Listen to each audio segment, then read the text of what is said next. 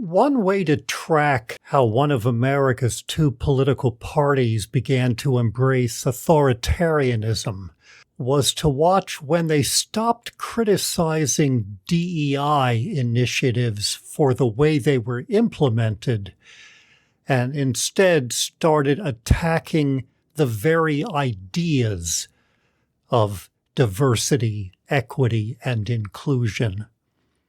What does it say, really, about someone's character, someone's basic values, that they would oppose these ideas and presumably adopt the opposite instead of diversity, embracing sameness, homogeneity, instead of equity, which means fairness, embracing unfairness, injustice, and instead of inclusion, rejection? All of this is done by using the word woke as a sneer. Somebody who uses the term woke derisively is saying several things, I think. First, they're saying, I'm white or male or Christian or straight and cis or some combination of those. They're saying, you've just reminded me that not everybody is like me and that they too deserve respect. They're saying, I resent that, but I can't cite any defensible reason for my reaction. Hence the term woke, which does it all. I want to focus today on diversity. And contempt for diversity is not driven by evidence, but by a primitive kind of tribalism. It makes no sense, even on a biological level. I mean, genetic diversity allows for adaptation to a changing environment. Species diversity creates more robust ecosystems. Even nature seems to be saying to us, mix it up, for Pete's sakes. But I care much more about the human realm, the social realm.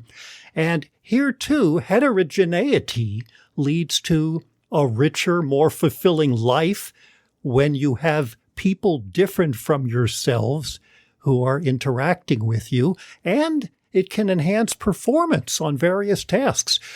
Here's social psychologist Adam Galinsky, quote, "Diversity increases creativity and innovation, promotes higher quality decisions, and enhances economic growth because it spurs deeper information processing and complex thinking, whereas homogeneous groups run the risk of narrow-mindedness and groupthink through misplaced comfort and overconfidence," unquote.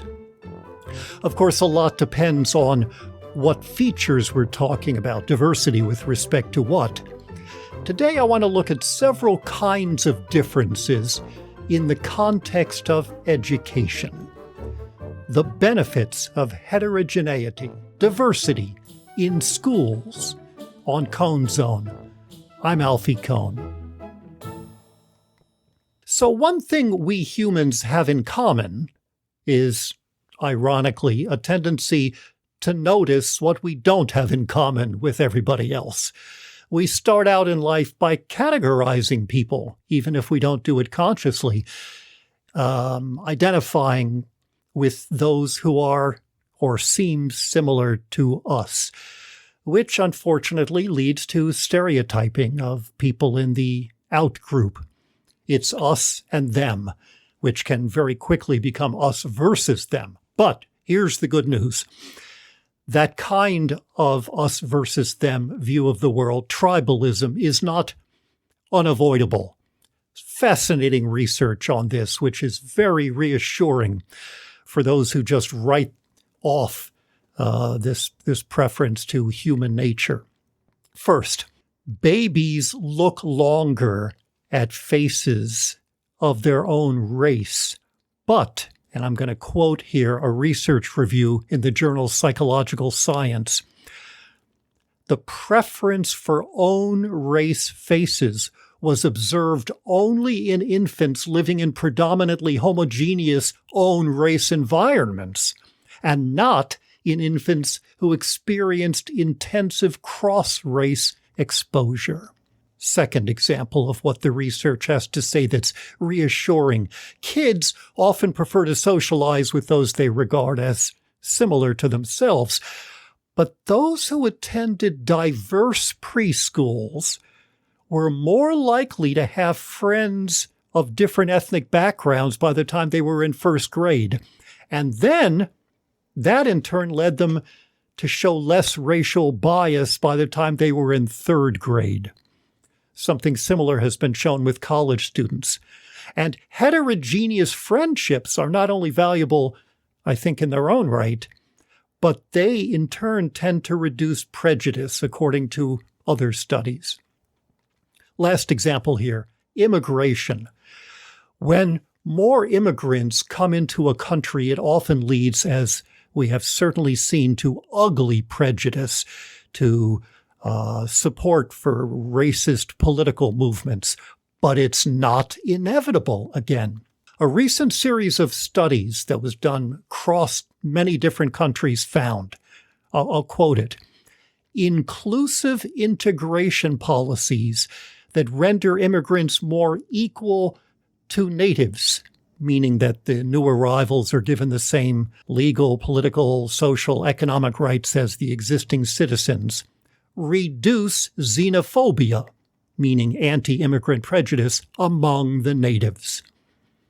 So the reactions that people have towards seeming to prefer those who are like themselves and become prejudiced against, suspicious of, hostile to those who are unlike themselves is not just a built-in fact of human life.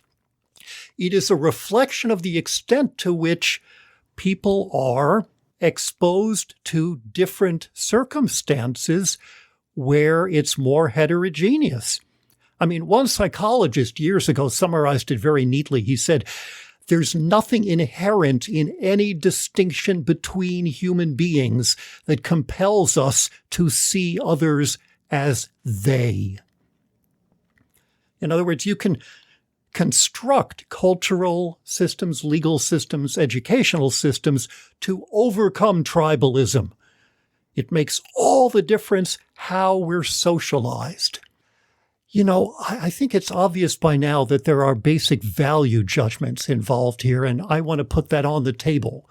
I am not a fan of any kind of segregation.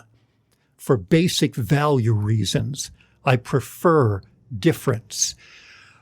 But research and logic too, not just values, argue against segregation. And I want to talk about 4 kinds in the context of schools.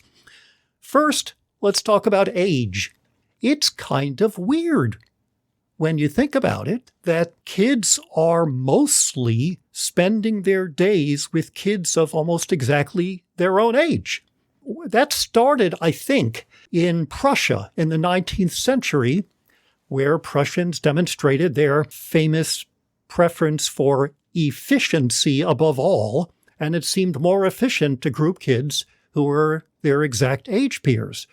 The weirdness of this is clear when you ask the question, how often do adults spend their days with only people of their own age? And would it make sense to do that? Teaching all ages together is very rare in the 21st century. When it has happened, it's usually been sort of a logistical requirement restricted to one-room schoolhouses. It's necessary because of how few kids there are and so on. But there have been studies demonstrating advantages of even moderate levels of multi-age education. This is rarer than it was even a generation ago. You find it often in Montessori schools, but it's becoming less common now, and it became rarer as the pressure to raise test scores increased, and that Prussian approach to efficiency dictated that we could raise test scores, not necessarily improve learning, but increase test scores if we did away with classrooms that had, say, 3rd, 4th, and 5th graders together. Interestingly, when some educators have experimented with multi-age education, sometimes they've done that just so that everybody who's mastered a given curriculum unit can move on together to the next step and the next group, regardless of their age, and they could be taught together. But if you think about it, what that means is the openness to age-based heterogeneity is premised on an arrangement of ability-based homogeneity. And so now let's move on to ask whether that makes sense. Should we be segregating kids based on their apparent academic proficiency? Usually this takes the form of something called tracking or ability grouping. And I'm going to summarize a lot of research over many years in one sentence. Tracking does not respond to differences in what children can learn as much as it creates differences in what children will learn. So students who are lucky enough to be in honors or gifted classes tend to get the kind of enrichments that would benefit everybody. The research shows that when you segregate kids by putative ability levels, which usually just means test scores, is detrimental in all kinds of ways. And there are studies for each part of what I'm about to say. Tracking or ability grouping tends to cement inequities into place, making it much harder to dismantle that unfairness. It tends to raise the rate of dropouts for kids in the lower groups. For example, a large study of ninth graders by researchers in North Carolina confirmed that not long ago. When you segregate kids, high, medium, and low ability, the low ability kids are much more likely to drop out of school with dire implications for their lives in many cases, as compared to teaching kids of all ability levels together. And segregation by ability also tends to have negative effects on the self-esteem of the kids in the higher level groups. Jo Boaler, some of you may remember my conversation with her in one of the early episodes of Kohn Zone, a math expert at Stanford, looked at the research on this and found internationally that, quote, countries that use the least amount of grouping by ability are those with the highest achievement levels overall. And the benefits of detracking a school, that is, increasing the heterogeneity, the diversity in classrooms, those benefits are realized by students across the achievement range. And if that's not enough, one writer reported in Educational Leadership, quote, when educators reduce or eliminate experiences that highlight ability differences, student misbehavior tends to decrease. It is, as I can tell you, as somebody who has been a teacher, it is challenging to design instruction for kids with widely varying skills. But the idea that it's easy to teach homogeneous groups kind of requires us to overlook the significant differences even in classrooms where everybody is allegedly at the same level. For example, in an English class, the kid who reads with exceptional fluency may have a lot of trouble understanding, symbolism. The kid who struggles to organize ideas may be very creative in the way she writes stories or poems, and so on. In other words, homogeneity is often kind of an illusion. So we might as well acknowledge and underscore and embrace diversity. And by the way, even if homogeneity were more efficient at raising test scores, I just want to emphasize that again, it doesn't mean that it's better for promoting meaningful learning. Everything I've just said also applies to kids with special needs and challenges. A more heterogeneous approach, teaching kids all together, mainstreaming as it's sometimes called, tends to work out better. There's some qualifications to this, and it depends on how it's implemented. It depends on the criteria you're using to judge the effects. But segregation tends to be more problematic. And it depends not only on how it's done, but why it's done. Inclusion is something worth, I think, embracing in its own right. It should be seen as a better way of teaching everybody, not just a strategy for helping those kids, or worse, mainstreaming to save the school districts some money.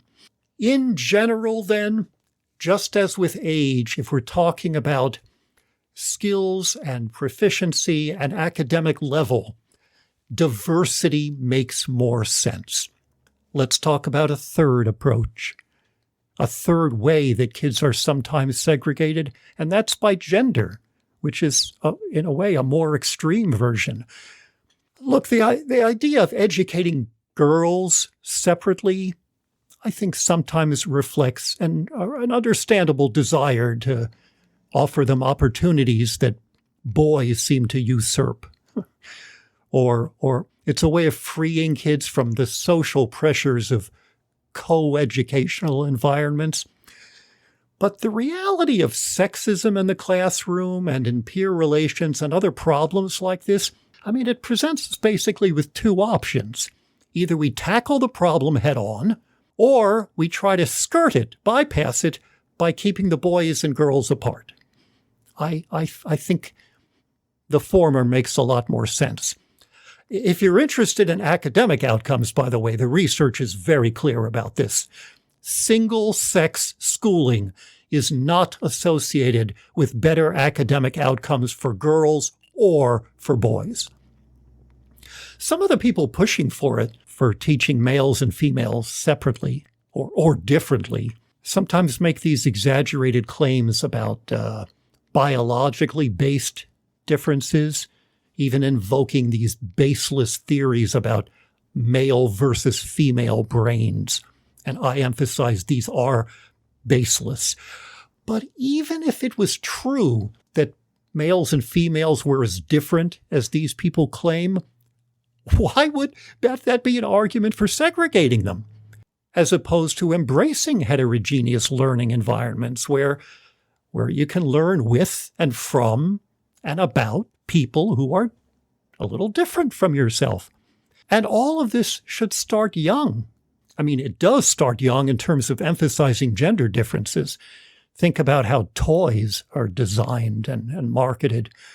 But when you lean into it's boys here and girls there, it creates a kind of us versus them world that is really unnecessary and unsettling. Think about preschool or kindergarten classes or primary grades where kids are lined up by gender, like when it's time to leave the classroom, boys and girls separately. That's no more sensible than lining them up separately by race. Or things we don't even think about. Good morning, boys and girls. Why lean into two categories of kids? And you'll be interested to hear there's some research on this. When teachers do and say these kind of things, preschoolers tend to act in more gender stereotyped ways and are less likely to play with those who are not the same gender as they are. I'm not suggesting we ignore the existence of gender or pretend it doesn't exist, but, why harp on it? To say nothing of the effects of how this rules out the idea of non-binary kids. Finally, I want to talk about what is for many people the big one, which is segregating by race. Most of us endorse the ideal of integration, I hope. But that doesn't mean that everybody wants their kids to attend integrated schools. And in fact, support for racial diversity doesn't always extend to class-based diversity. Have you ever met affluent, liberal, white parents who seem happy, even proud, to have black kids in their children's classrooms, as long as those black kids' parents are doctors or professors, of course? At the same time, most Americans still live in racially segregated neighborhoods. And that is not a function just of individual choice. As some writers have painstakingly showed, government policy has buttressed residential segregation. In schools, surveys show that most people think it's getting better, that our schools are getting less segregated, but that is simply not true. The proportion of kids in schools that are mostly segregated by race, at least in the 100 largest American school districts, has actually increased from already high levels by 64% over the last several decades. Our schools have been segregated, and they are getting more segregated by race. Why? Why is it getting worse? Well, first, because of residential segregation. Second, because courts these days are less willing to impose or enforce desegregation orders. And because of school choice, the conservative movement to privatize, to use vouchers. Even charter schools are somewhat less likely to be integrated than regular public schools. But when you're talking about vouchers, I mean, hell, the privatization movement started with segregation academies. The whole point of school choice was to make sure that white kids didn't have to be near black kids in public schools. And yet it's getting worse, but we've become inured to it. Even our language reflects this. As Jonathan Kozol once pointed out rather wryly, when we talk about a diverse school, what's often meant by that is a school that's almost exclusively black and Latino, the opposite of diverse. What are the effects of this, of segregation, of homogeneity? Well, Brown versus Board, a very different Supreme Court than what we have today, told us back then that separate is inherently unequal. And newer research has confirmed that that's true. But it's not just achievement that suffers. Here's Richard Collenberg, quote, "Even if one could prove that sending a kid off to his or her own school based on race or religion or ethnicity or gender did a little bit better job of raising the academic skills, there's also the issue of trying to create tolerant citizens in a democracy," unquote. When we are concerned about the kind of people they are, not just how well they have achieved in school, that's a powerful argument for diversity, racial and otherwise. It means educating kids from early childhood all the way through college in diverse schools and in diverse classrooms. And I emphasize that those are not the same thing, because you have some schools that look diverse when you check the statistics about who attends it, but the schools have been resegregated inside the building, with minority kids disproportionately getting basic and remedial classes, and white and Asian kids being overrepresented in the honors and AP classes and so on. Research finds that social contact and friendships across race help to reduce prejudice, but that social contact and friendship across race is less common in schools that track the kids. Even within classrooms, I would say diversity is necessary but not sufficient. And there's research from workplaces and in neighborhoods with adults that confirms that mere proximity is not enough to help people like each other, let alone to create real harmony. You can have animosity and resentment persisting in even a multi-ethnic learning environment. If students, and now I'm going to quote two researchers writing in 2019 in the Journal of Applied Developmental Psych, if students have no experiences with diverse interactions at home, or if classroom norms do not support cross-group relationships, unquote. You get bad results, even in diverse schools, even, I'm afraid, in diverse classrooms, if the kids are taught in a purely individualistic kind of environment where, they're stranded at their separate desks and taught that helping each other is called cheating. Or worse, if they're subjected to contests, to competition, and told that everybody else is an obstacle to their own success.